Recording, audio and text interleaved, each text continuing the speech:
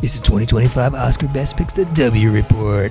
I don't really know how to start this, so I'm just going to go into it. It's hard to tell, but that's a mirror, because it's like, you know, everybody's reflecting back the world. Never mind. First movie was Anora. A young, naive sex worker falls in love with a young, naive Russian oligarch. And this is one of my favorites. Sexy, funny, chaotic, kind of like a Softy Brothers or P.T. Anderson movie. I have a thing for confidently insecure characters. Was it oppressive? Kinda. The director, Sean Baker. Oh man. Tangerine. The Florida Project. Red Rocket. Affinity for sex workers. All these movies. Red Rocket is because Simon Rex was a porn star for a little while. The Brutalist. A Polish immigrant converts his past trauma into beautiful artistic architecture while under the thumb of a rich white American family. It's a low-budget epic. That's what I like to call it. Brutally long, even though it didn't feel like it, and it's paced and flowed well. So that's basically the same thing, and I just put it in two separate lines on the bullet points. Stayed with me after it was over. I still think about it. Pretty much proof that the American dream isn't real for everybody. And is it oppressive? Yes, of course it is. A Complete Unknown, another Bob Dylan biopic, originally titled Going Electric. There's a little electric guitar. Last movie I watched this last night. My first Bob Dylan biopic. I haven't seen any other ones, and I didn't know much about him. I'm a little embarrassed to say that. I know a few of his songs and some friends who are like super fans. Anyways, I loved it. Bobby D was cool as fuck. Flowed well with great scenes. I like saying that. It flowed well. You know, it just kind of moved correctly.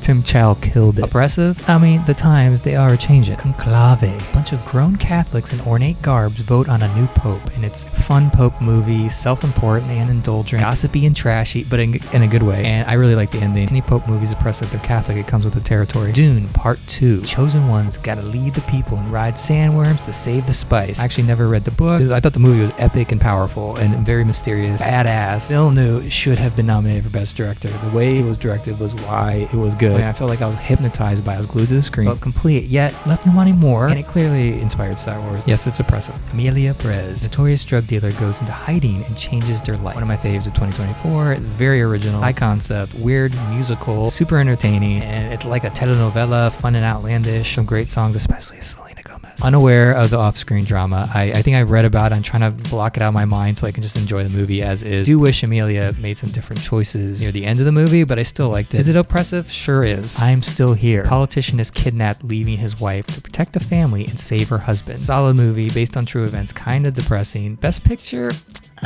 Fernanda Torres definitely deserves the best Oscar. Fernanda Torres definitely deserves the best actress Oscar nom. That's really hard to say. Torres basically carries the entire movie on her back. Impressive to the max. They go boys. Two black teens do their best to survive an abusive, racist reform school and life in the 1960s Panhandle, Florida. Has a unique cinematography. I'm surprised it wasn't nominated for it. Entirely shot in the POV of the two boys. This made me embarrassed and angry to be an American. Kind of like Hardcore Henry, if Hardcore Henry was a drama that was about two black teens from the segregated South and not a shoot 'em up. This happening in 1960s Florida still boggles my mind, and its oppression overload. I mean, I knew Florida was racist, but damn, I mean, this movie. A substance. A woman takes a substance to make her younger and hotter, but there's a catch. One of my favorites of 2024. Like if Cronenberg made a feature-length Black Mirror episode, hypersexual, ultra grotesque. I don't know why I had a boner the whole time. It's great satire. Insane. Best director? Possibly. I mean, this was a very unique looking movie. Like the MTV junk food, overindulgent, funny, sad, sexy, gross vibe. Impressive, because if you take this substance, you gotta follow the rules. And remember, you are one. Wicked. Origin story of Elphaba, the Wicked Witch of the West, from, you know, Wizard of Oz. Read the book a long time ago, and I really liked it. Saw the play. I don't remember it at all. I don't know if that's a good or bad thing. Was hesitant about the movie. I'm just, I don't know. I feel like the last Wizard of Oz movie was kind of whack. Didn't know it was part one, which kind of bummed me out at the end. However, I liked it a lot. John M. Chu, I'm a fan. Crazy Rich Asians, love that movie. I like his other movies too. A spectacle that didn't disappoint. Flowed like a river into the ocean.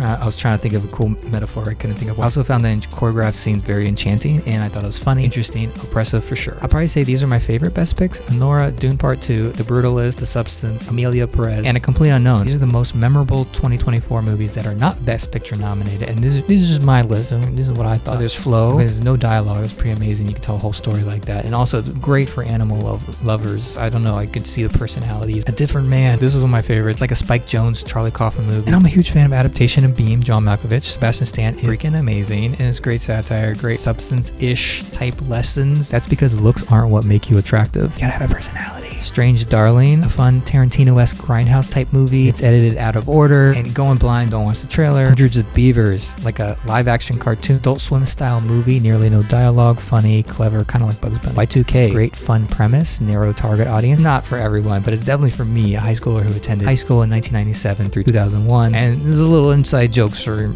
people like me. I love the homages and cameos in the movie. I ate that shit up. Is it a stoner movie? Maybe. Blink Twice. So Kravitz's directorial debut, also wrote it, originally jokingly called Pussy Island. That's true. Funny, dark, twisted satire, topical, sexy, but it's also very not sexy. I loved where it ended up. Oh, and then there's Trap, Off the Wall, M. Night Shyamalan movie. Josh Hartnett was great as a serial killer, super pulpy and silly. So bad it's good. Yeah, I love dumb shit like this. People's Joker. DC stopped this movie from release for infringement. Directed, written, starred a Tim and Eric video editor. I should have looked up the name, but I know it's Vera something. Lots of Adult Swim cameos. Smart, deep, funny, frenetic. Oh, look, here's another bonus. Memorable 2024 theater experiences. Dune Part 2, saw it in IMAX. Textbook blockbuster, glued to your seat. Rumbling sub-bass. Epic journey. Prophetic. Mystical shit. Tons of close-ups. Tons of wide shots, slow-mo, so everything looks important. Bad Boys Ride or Die. Nostalgic franchise for my little 12-year-old self. He still loves it. Martin Lawrence still got it. He's hilarious. And fun popcorn shoot 'em up. Also, I like the abandoned Alligator Park location. Twisters. Saw this in D-Box. Felt like I was in the movie, just like that ride at Universal Studios. Similar to the original. Weirdly a feel-good movie, and a lot of hotties chasing